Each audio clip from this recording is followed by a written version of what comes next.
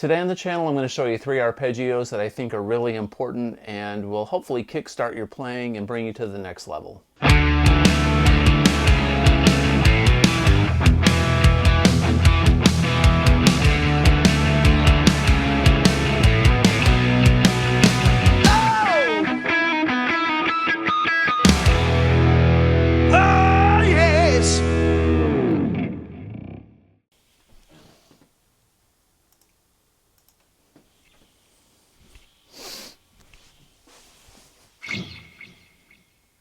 Hey everybody, welcome back to the channel. Today we're going to look at 3 arpeggios that I use all the time that I learned a long time ago, and they helped shape my playing into what it is today. And I've gotten so many miles of use out of these arpeggios in different types of music, and it's helped me in my writing, my playing, my solos, and it's helped keep guitar more interesting for me over the years.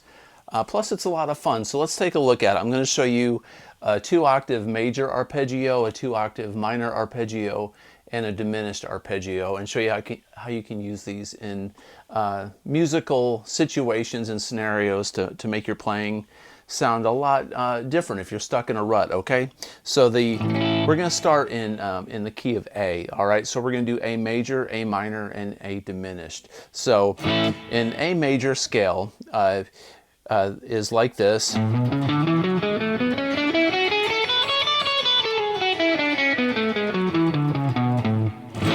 Okay, so if you notice, I alternate pick everything.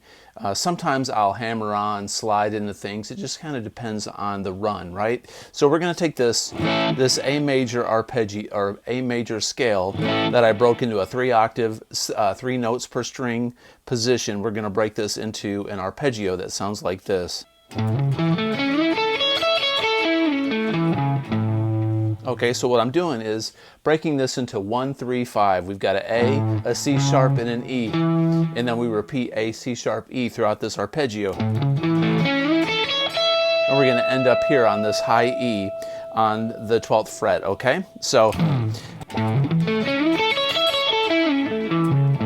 now if you notice, I'm doing a slide in there. So let's take a look at this slowly.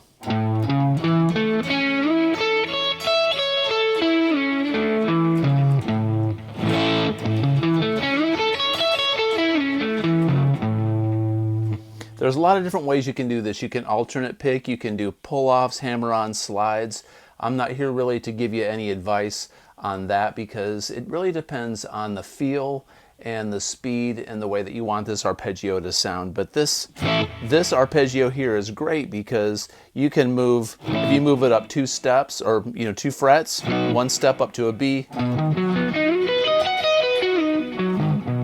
Now you got a B arpeggio. So if you remember this shape, no matter where you're at, you can play a 2-octave major arpeggio pretty much anywhere on the neck. Now it comes in handy because you can, if you break up these notes, you can arpeggiate different things. So if you're doing like an A in rhythm,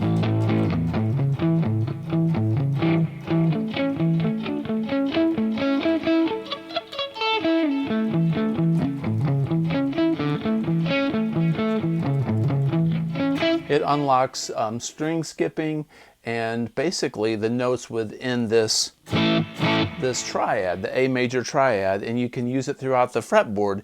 Now one thing you'll notice is up in this position, when you get on this arpeggio up here in the higher G, B, and E strings,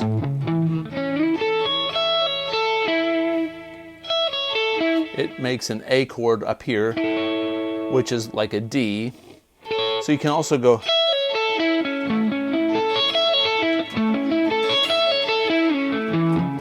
you can keep it up here. That's a common arpeggio that people use when they do sweep picking, but that's really the top part of this A major arpeggio. All right, so now let's move over to A minor. An A minor arpeggio is like this. So we take an A minor chord, and the only difference is the C sharp in the A major arpeggio is going to be made into a C natural right there. So slowly this arpeggio outlines an A minor chord, and this is a 2-octave arpeggio here.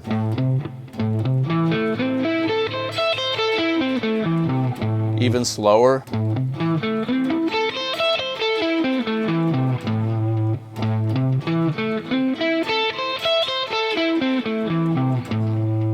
When I play this, I'm using my ring or my index finger into my pinky. My ring finger is on the 7th fret. I kind of like do a jump and then slide up.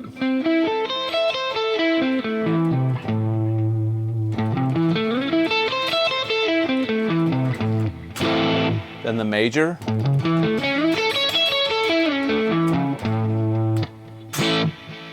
These are really nice to learn if you play them in different positions. I recommend you play F, G, A, B, C, D, E. Play all these positions as much as you can because you'll get really familiar with the fretboard. Now, the diminished arpeggio that I'm going to show you, a diminished arpeggio is a minor chord with a flat fifth. So if you take a minor chord and you make the 5 a flat 5, that's why they call it a diminished chord or diminished arpeggio, because it's smaller. And the diminished position I'm going to show you is like this. You can play a diminished arpeggio basically anywhere. So slowly we're here.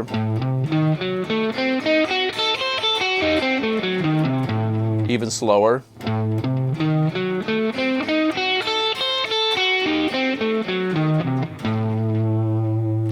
All right, so you're probably thinking, how do I make these arpeggios applicable in music, right? Well, one way you can do it, one way that exercise I like to do is I'll take the A minor arpeggio like this, and I'll start it sometimes halfway up. I'll go like that. Instead of going, I'll start on the D string, then I'll go diminished, then go up here, do part of the diminished, then I'll do this major arpeggio on the D, and then the E minor.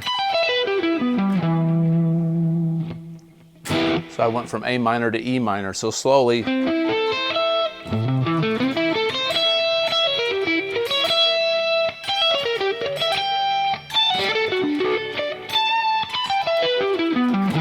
Now this D major arpeggio that I'm doing, it's like this one that we showed earlier. Instead of going down all the way, I'm just going to go. That's very nice for sweep picking type stuff. Then the E minor is just like this 2-octave A minor shape, but we're up here in the E minor position. So they're really nice for melodic improvisation and practice.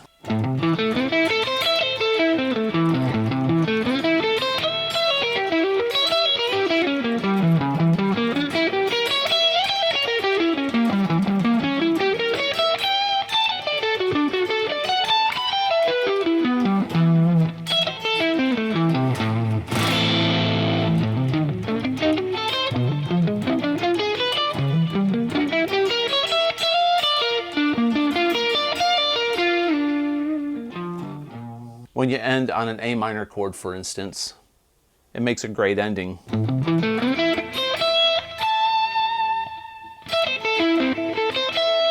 If you throw that diminished chord in there, it'll throw some people off.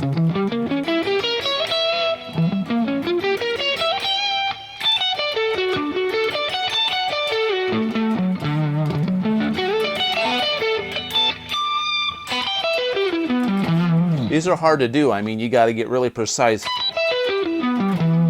So I would start slowly with alternate picking and do the A major, A minor arpeggios, and then work into the diminished arpeggio. These are really great workout items.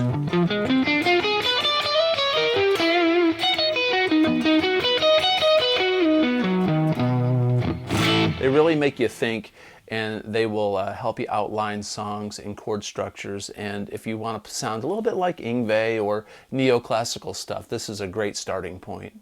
So anyway, that's a quick lesson on 3 arpeggios that have really helped my playing and my style. And hope that it helps you out also and helps you get to the next level. Maybe open up some of your creative juices and unlock some of your ideas. Until next time, if you like this kind of content, please consider subscribing, comment below, and as always, have a great day. Peace out.